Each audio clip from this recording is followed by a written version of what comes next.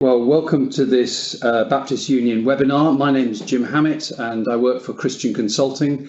We're an organisation that helps churches through major redevelopments and new developments of church property. I worship at a Baptist church at the moment in Milton Keynes and have been involved with Baptist churches up and down the country and quite a number of building projects right now with Baptist churches.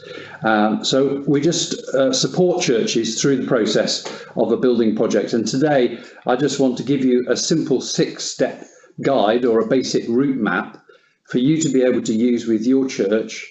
And you'll be able to ask questions during the webinar. And we will answer those afterwards. So I'll talk for about 30 minutes and run through a series of slides, and then you'll have the opportunity to engage. And Richard here will read out some of the questions and we'll answer them live on the webinar. On your screen, there should be a place either lower down from where you're seeing myself or to the side where those questions can be put in.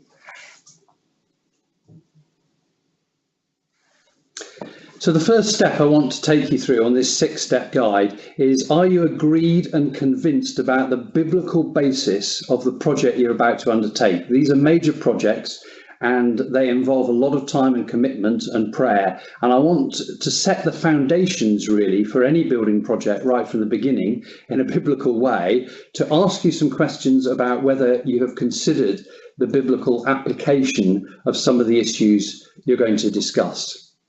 For example, where is the link between faith and strategy? As in the book of Joshua, there were spies that went into the land in numbers, and in Joshua, they took the land by faith. So you could argue that there was faith and strategy. And Jesus taught a lot about those two things combining together. And those are one of the issues that I really want you to consider very carefully as a church congregation. Discuss that matter. Where do you see faith and strategy combining? A second thing you might want to consider from a biblical perspective is, we're probably familiar with Psalm 127 verse 1, where it says, "Unless the Lord builds the house, the builders labour in vain." Equally, there's a passage that Jesus has, which is perhaps less well known, and he tells a story about estimating the costs of something that you're going to build. And unless you do that, you run the risk of people laughing at you. We don't want people laughing at you. We want people to be admiring the God that you serve through the building project that you're doing. So I'd really ask you as a church congregation to have a look at some of the biblical passages that may help you think through what Scripture teaches about this sort of faith journey. The third one is that it is a faith journey. It is a journey that you're going on that in many cases, for many building projects, will take many years. And you'll need the stamina and conviction of keeping with it all the way through the process. I'm a great believer that God is more interested in people's faith development through the process than actually the end product of the bricks and mortar that you're going to build. But he is intensely interested in those things as well, and how your building is developed and what you use it for. But it's important to remember that it is a journey of faith, and that God is really interested in the journey that everybody in your congregation goes on. And that is part of the outcome of a building project. It's not just about delivering a building. And finally, a thought about the faith journey for the people around you. That was true in the times of Nehemiah, for example, that the impact of rebuilding the walls of Jerusalem had an impact not only on the people in the city, but in the surrounding area. And my question to you is, what will be your witness through this building project? You have a one-off opportunity that comes around very few times in a church's history, when you actually have an opportunity to engage with a lot of different local people and to be a witness. So there's some biblical things to consider to begin with. I also suggest that it's a holistic journey that you're going on, that it involves lots of different aspects. Be prepared for a battle. This is not something for the faint-hearted, and it's better to realise that and recognise that right from the beginning.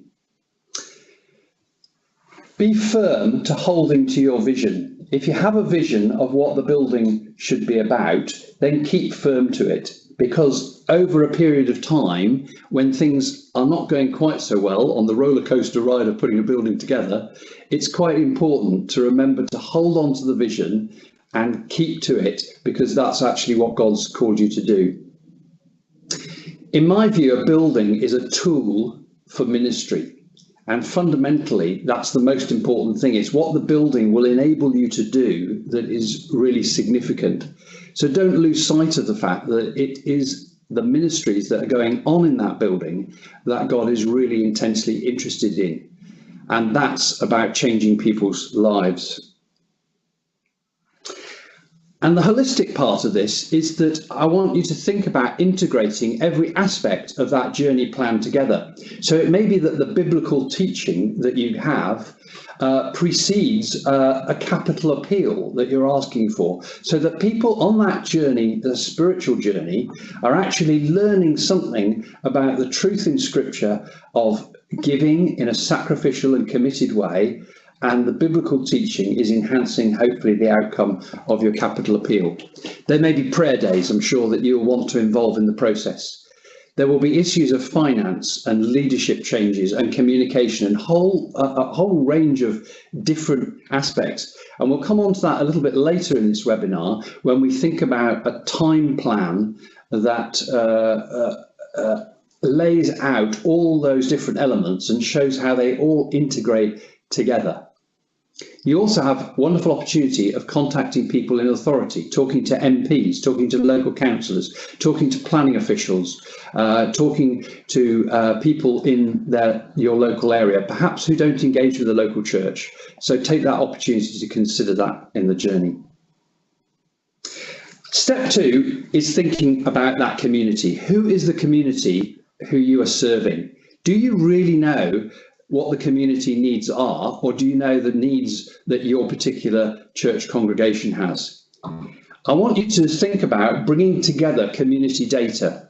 That's not just because you want to design a building around the needs of the community, but also when you come to a fundraising stage, you'll need to be able to justify why you're spending money and how it engages with the local community. Both secular and Christian funding will want to see those sorts of outcomes.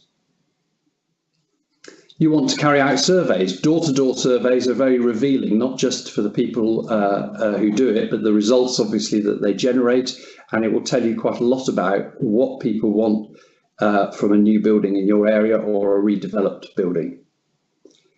Secondly, how about having a public open day? I've just been with a church, just recently a Baptist church near my area, who are starting a major building project, and they have had a large number of people from the local area coming in for an open day event. It's a chance also to engage all the councillors in the local area who came along as well. So a public day open event, that might well be something that you want to consider.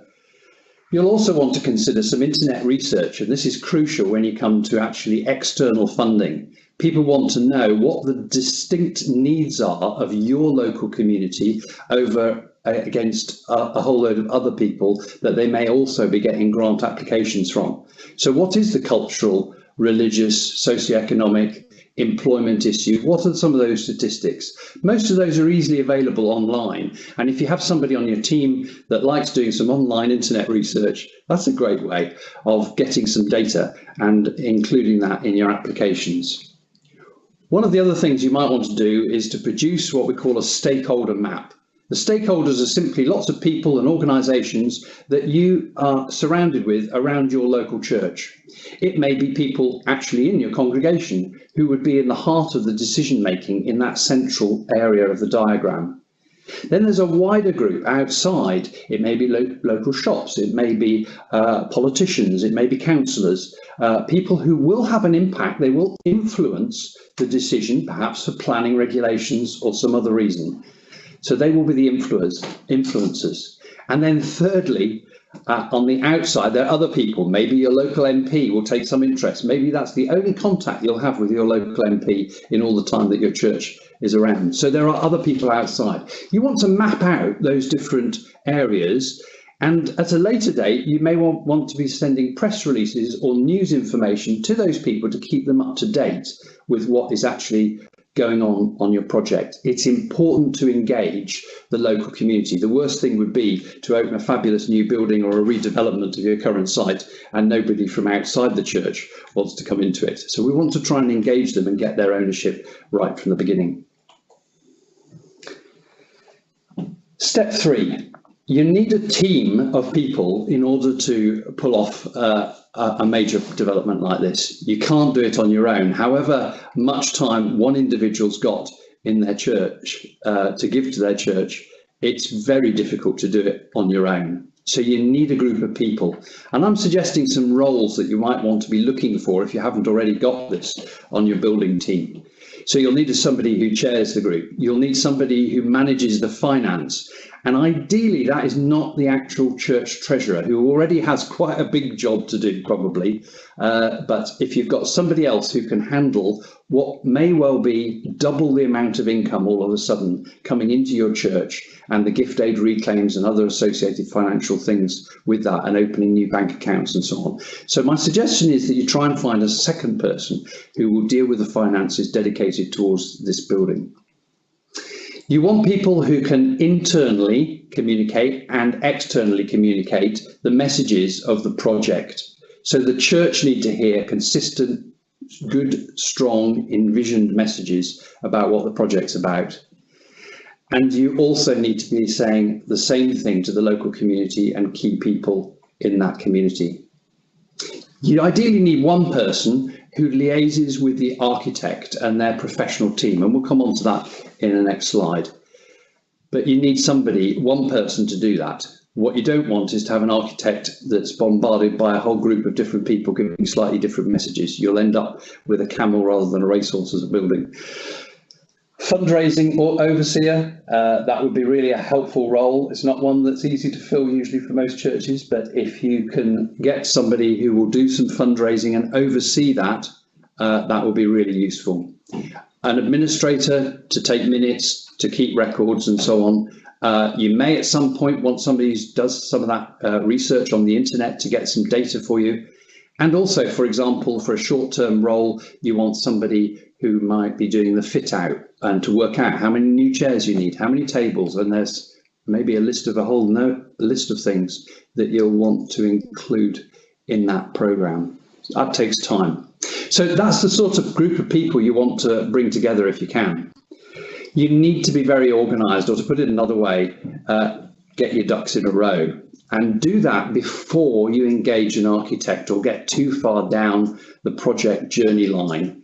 You want to make sure that you have a team of people around you that are really helping you to bring off the project.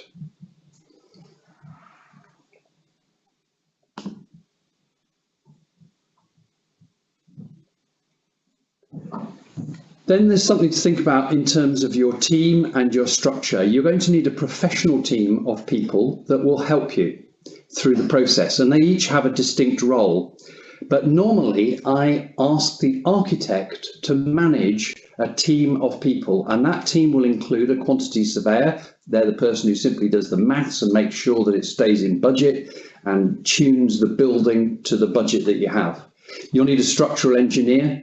You'll need a mechanical and electrical consultant, sometimes they're called M&E consultants, and they'll do things like looking at the airflow through the building, the heating, the electrical points. Where are you going to put every single socket in the building?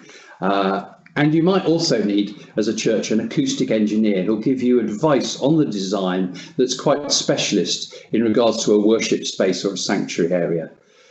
So those are the sorts of people who would come together as what I call your professional team. You also might take on a consultant such as myself who will oversee the whole thing and help your project manage it through. You may have people within your own church to do that, and that's great if they do. But you may need extra assistance from time to time. That's the key team. And generally speaking, I would get the architect to manage that whole team for you. You can engage in contracts with individual people on that, but it often leads to a bit of confusion between the different parties. So I tend to use the architect, and that reduces your risk quite considerably as a congregation. And I'm all for reducing the risk on a project which already has fairly major risks involved. Second question to ask in this area is, do you have the right legal structure for what you're planning to do? One of the things I'd really encourage you to do if you're not already is to incorporate the charity, and there's new processes, relatively new, called CIOs, and there's an excellent webinar on the Baptist Union website that will tell you about how to develop a CIO, and there'll be people here at Baptist Union who will help you with that. Secondly, you may need a development company. The advantage of running a development company for the project is that you will get the VAT back, not just on the build of the project, but you will also get back VAT on things like your professional fees and certain other fees that you'll be paying on surveys. That adds up on a major project of £1 million or more to quite a significant amount of money. So you really want to make sure your structure is right, and having a development company may well be the best way to proceed on that. Seek advice if you're not sure about that. Thirdly, you might need a trading company. It may be that your church is doing certain things with the new building that they're not currently doing. I'd hope they would be doing that, and that's one of the reasons for developing the building. So what about thinking about, do you have a cafe that you want to run? Are you going to get significant rental income? There may be some bits which are not primary purpose trading, to use the jargon, that may be outside of the main ministry of the church that you want to engage in as part of your ministries. But actually, other people like HMRC will see that as something outside of your primary purpose. So in summary, get it right before you start the journey and line up some of these things and make sure you're organised before you start fundraising or building or engaging with an architect. The next step is to think about formulating a compelling vision for the project. People get inspired by people who share visions of what they're doing. And it's really important that your vision is really clear and well communicated to the congregation. My general run of form on this is that 80% of your congregation need to be really in favour of a major building project. I'd hesitate to go much below that 80%. There will always be people that we call perhaps late adopters. They're people who come on board later on as they see the concrete foundations being built. Then I've met people who suddenly are inspired because they can visualize something much more easily. And then they come on board with the project and start to give to the project their time and their money and their energy. But generally speaking, you need right from the outset a good percentage of the congregation on board with you. Secondly, is your vision compelling? It needs to excite people. Generally speaking, most people aren't excited by windows and doors and coloured walls. They're excited about the difference it makes with people's lives. So that's what you want to really tell people about in your vision. It's great to have a strapline, a very short one-sentence phrase that it will be a memorable thing that people can latch onto and you can use on your website and materials and so on that you're using for the project. But it's really important that the vision is compelling, and it's about the heartbeat of your ministry that demands a different type of facility. So what you're doing, how will it influence and change people's lives? That is what excites people, generally speaking. If it's going to lead people to Christ, then people can get excited. If it's going to disciple people, if it's going to bring people in from your local community who've never come into your church before, that is the sort of thing that will excite people in terms of what the building delivers for you. So have a think about that and come up with a strapline and some vision statement that people really can agree about.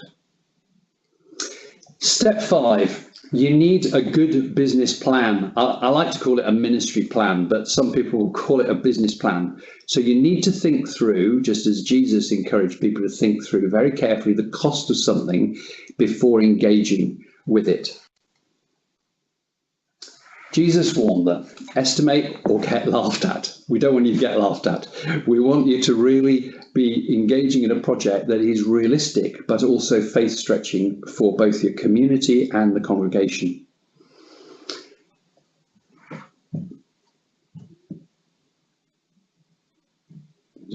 to the next slide.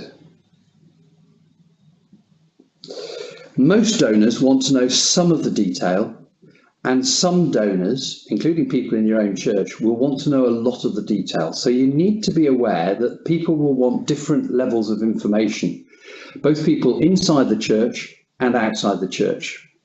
Perhaps those that are going to give a lot of money really want to know a lot of the detail. It's not always that way around though. Some people will give a small amount of money, they really want to know some of the detail.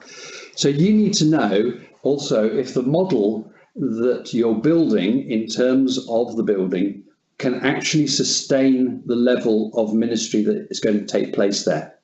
There are two aspects to think about in the finances. There's the capital that you need to raise to make the building happen, and we'll come on to that in the last section of this presentation. And you also need to know about the running costs. Most external providers will want to know that you can sustain the building that you have then developed. So you'll need to have two types of budget: the capital budget, income and expenditure, and the running costs, and you'll need to have both of those separately. There's a lot of guesswork in that running costs because maybe you don't know how much it's going to cost to heat and light and to insure, but do some research with other churches that have been through the process and get some ideas of those, because you will need to present those, particularly to external funders. And you'll need a spreadsheet, and we're going to provide you with a spreadsheet and some of the materials on www.churchbuildingprojects.co.uk will help you, and they're free downloadable materials that you can use as tools to enable you to do timelines and spreadsheets. How much and when is the income and expenditure coming? So for your capital budget, it's not just important to have income and expenditure, but it's also important to know about your cash flow. Will you be able to pay the next architect's bill? And what income are you going to expect in? So make sure you have cash flow. Cash flow forecasts are important also to make sure you know exactly when you should be taking out a loan at the right moment. You don't want to be paying a loan too early. Equally, you don't want the loan planned so that it comes in too late and you've got bills piling up. What is your contingency? Each building project will have a level of contingency, somewhere between 3 and 7%. They'll vary a little bit. So that will cover things that perhaps the architect's overlooked and needs to put in at the last minute. There may be some extra costs, there normally are, to a building project. And so you want to have a contingency there. I want to ask you a question right at the beginning and the outset of a building project. When in faith do you ask the builders to come on site? That's a much more complicated question than you might immediately think of. Do you have to have 100% of the funds in or promised to go ahead? Remember, a build of a major development might take anywhere between 10 months and a year or more even. So there's quite a significant period of time during the building going up when money is still coming in to your accounts, and it's sometimes people who are external funders will give very late in the day. They'll give very close to when they see the building actually going up. So you want to consider at what point is it prudent to go ahead and start the building? Do you need all the money in beforehand? What loan arrangements can you have? The BU here operates a very good loan system for Baptist churches. You'll consider them, I'm sure, in the process of loans. You might also have congregational loans, for interest-free loans from people in the congregation. Very often those are commuted at a later date, but it's one way that you want to consider about getting funds in. And what's your sustainability model, as I just mentioned earlier on? You might want to consider phasing a major build. It's hard to raise a lot of money in a relatively short pace of time. So it may be that you want to build half the building, but you actually get planning permission for the whole building before you start the first phase. So consider that. You can open, you will often get a significant increase in your congregational numbers in the first few years of opening a new building. That's one of the things that we've found in many surveys that we've done, that there's a significant growth in your congregation, and as a result of that, usually a growth in giving towards the building fund. So that helps you towards building phase 2. You want to consider all aspects on those spreadsheets. And if you have a look at the spreadsheets on that website, you'll see that it includes things like not just the building costs, but landscaping, professional fees, fixtures and fittings, internal furnishings, and so on. So there are a number of different things that you really need to map out very carefully beforehand.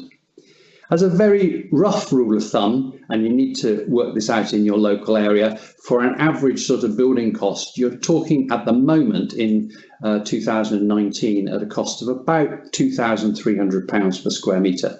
But there may be some variations depending on the type of finish you want. Do you want a Mini or do you want a Rolls Royce? There's a big difference. So that's a figure that you can work on initially. Architects' fees come in two different ways. It can be a percentage of the build cost, usually about 5 to 6%.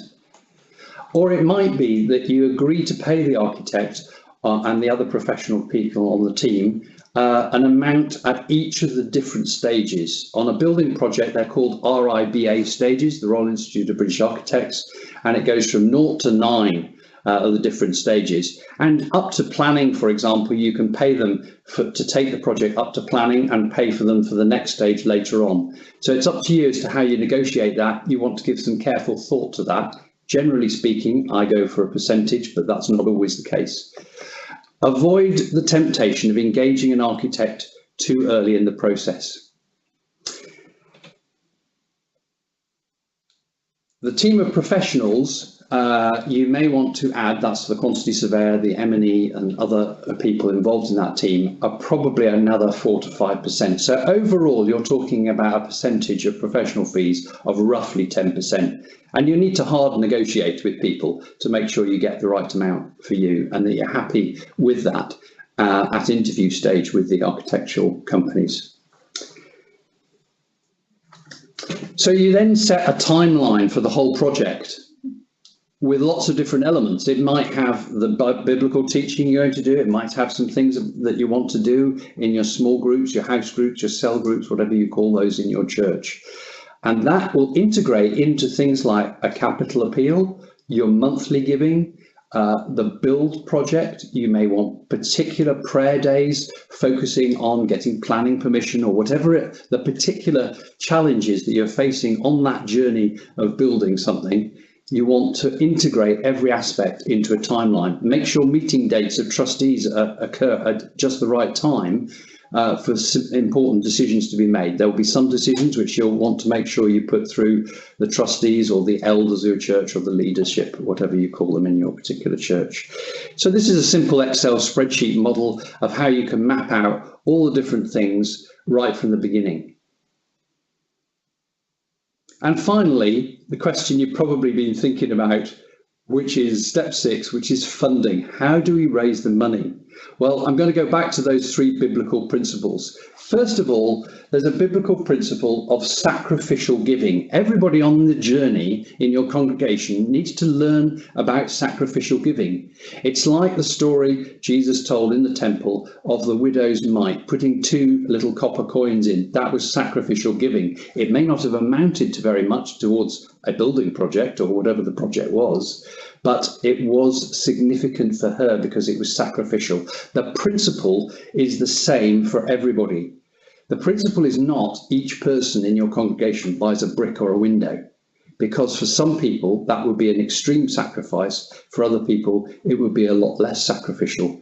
The principle is that each person in the congregation gives sacrificially towards the project. Secondly, there's that combination of faith and strategy, back to the promised land with Numbers and Joshua. Where is the combination for you of careful planning and also having real faith that we have a God that provides for all our needs? Even on big projects like this, he can provide. He owns the cattle on a lot of hills.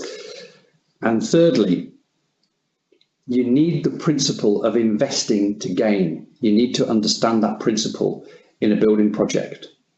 You could call it the parable of the talents. How much are you going to invest in people in order to gain a certain amount of money? I've heard of churches doing building projects on very little money set aside for fundraising. the results of those are nearly always that they don't raise very much fundraising. So I want to encourage you to set aside money on your budgets for things like that. You may need to pay for some help, not just architects and professionals to help you with the project, which is assumed that you would do, but also other people that may need to help you raise money or do administration and help you through the project. Can I encourage you to invest to achieve the project? There's three elements. I put it a bit like this. If you've got to eat an elephant, how do you eat an elephant? Well, it's one bit at a time. It's a big project usually. Even a small redevelopment of a church property can be a significant amount of time and energy. And there are three simple areas that I want to break down for you in terms of fundraising. First of all, there's internal fundraising. You'll have capital gift days, I suggest, every 2 years through the life of the project. You want to encourage monthly giving towards the project. And again, both of those you want to gift aid if you can. You want to have internally organised events that bring people from your local community in who will participate in providing some of the materials. In the days of Nehemiah, the most secular king in the world, Artaxerxes, actually provided the timber for the walls and the gates of Jerusalem. So those people will be surprisingly interested and want to participate. Don't prevent them from doing that. Allow those people to be engaged in building your church building.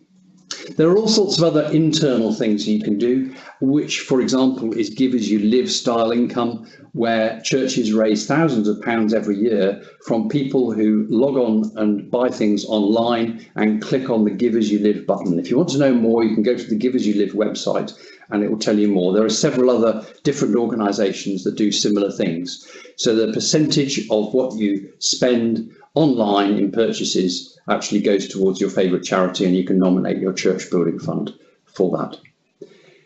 The second area to consider is external funding. There are individual initiatives that people might do. So if you're somebody in the congregation and you want to run a marathon to raise money for the building project, that's great, but ask yourself not to go to people in your church for that money, because hopefully they're already giving, but to go to your friends, your relatives, people you work with, your work colleagues and other people, and suddenly you open up new networks of people that can contribute towards the project. Secondly, there may be some community events. That's Artaxerxes giving. So there may be community events that can bring people into the existing building you have, or to an event that you run locally, and you can communicate about the building project and raise funds from them. Thirdly, there are things like trust applications, and very often you can raise between about £200,000 to £250,000 for a major project from trust applications. And there are landfill grants, the concept of a tax that's paid on everybody who puts a skip in the landfill, and basically that goes into a community fund, and if you happen to be within distance of one of those sites, then you can get an application and can get quite significant sums of money, tens of thousands certainly, from some of those projects. And then there are other statutory bodies. They'll be different in your area. You may have something that's particularly close to you that offer community grants. So consider that external funding, and generally speaking, to raise that money, I would encourage you to take on somebody about a day a week for 18 months to achieve that. And finally, there are loan elements. The BU Corporation will offer you a loan for the project, perhaps, on the business plan that you've got. There may be other commercial and charity bank loans that you can get. And there are also interest-free congregational loans that you can consider. So there's a package of loans that you can pay off over 10 years or 15 years or a period of time after the building has been opened. So that's the funding that you need to think about. There's much more help on the website. There's information on the church building projects.co.uk website. There's also more help on the Baptist website, baptist.org.uk. A lot of very helpful articles and resources on there. And do contact me if you need any more help. I don't know, Richard, whether we've had any questions come in, but I'm happy to try and handle any of those questions as we go on. We've got a handful of questions here, Jim. Okay. So thank you. One question: what are the considerations in terms of at the beginning deciding on whether to do a new building or refurbish an existing building? Okay, that's a very good question, and it's very site specific. I think the question goes back to what are you trying to achieve, and if you can redevelop an existing site and achieve the ministry outcomes that you want, then that can be the most cost effective way of doing it. If your buildings are significantly dilapidated, then actually to sell them off to a developer and get the most money you can for a new build site can be the right thing to do. It's impossible to generalise on that, but those are the two obvious options that you can consider. You might want to get some external help as well about some structural survey work on existing buildings to see whether they would cope with extensions or other things like that. Okay, that's helpful. What about listed buildings? Are there any special considerations if our building is listed? Does it cost more? Yes, there's quite a lot of things to consider on listed buildings, and generally speaking, the first thing I'd say is to engage an architect who's got experience of working with listed buildings, because that's quite important. It generally is more expensive and it's more restrictive, but again, that's a generalisation and it depends on your listing and whether the listing applies to the exterior of the building or also the interior of the building. Okay. What sort of return on investment should be expected of fundraising? We've talked about spending money on fundraising. Yeah, very, very good question that, and I'm often asked that question. My rule of thumb is about 1 to 10 as a minimum. So I think you would be investing, let's say, £10,000 in order to gain £100,000. I generally use a sort of well-trained administrative type of person working a day a week for 18 months to do the external fundraising. That's the external one, to trusts and landfill and people like that. So generally, I'd say invest £10,000 to gain 100,000. If you're getting a worse return on investment than that, then there's something probably going wrong, or you're paying your fundraiser too much. I am a little bit cautious about bringing in very highly paid large fundraisers for these types of projects, unless you're dealing with a multi-million-pound project. But if you're dealing with a project between, say, £500,000 and £1.5 million, then I would suggest that you don't need a highly paid professional fundraiser. You need somebody who's been on a training course and can do some of the basics of that, and perhaps gets a bit of steering from one of your committee members. Okay, that's helpful. Got somebody here who's saying, what are the considerations for working on a scheme that involves residential property to help fund the new building? Okay, that's quite a complex question, and it will be very site specific. There are more and more churches that are buying premises or developing their premises with mixed use. And you just need to be very careful, because the charity is there primarily to run the church and has a ministry focus, and that is its primary purpose. You then may need another type of company that runs the other part, the retail or the housing or the whatever else that is in the mix. And that would be how I would subdivide it, making sure that the profits from that company are getting gift aided into the charity itself. So you'll need some specific advice, probably legal advice on that specific area. But more and more churches are doing that as a way of getting a steady revenue income. You need to be fairly organised to be operating in that sort of way, and have some people, I think, in your church who've got experience of that. This is the last question we have for now, and in case anybody's got their question they're trying to get in quickly before we finish. How do you stop a church becoming all about a building project and losing its fundamental purpose? I think that's, again, a really, really good question. It is easy because it can be all-encompassing in terms of key people in the church giving a lot of time and energy and sacrificial giving and so on towards the project. You need to always keep the focus on the ministry. And that's why, generally speaking, as a rule of thumb, I don't encourage the minister to actually be on the building group. The minister and the church leader's role is to keep the church spiritually going in the right direction. Yes, they'll need to be kept in touch with what's going on. They'll need to come to get the minutes. They maybe need to come to 1 or 2 meetings at crucial particular points in time. But ideally, the chair of your building group will be somebody who works closely with the minister, keeps them informed. But the primary role, I think, of the minister is to keep the focus spiritually on the church going forward. And it can be a massive distraction, a project of this nature. These are the biggest sorts of projects that churches usually ever undertake, and it can become all-encompassing. The other thing I'd say is to make sure that everybody understands that a church building is primarily a tool for ministry. It's a tool that enables you to have spiritual outcomes and to have holistic gospel outcomes to what you're doing.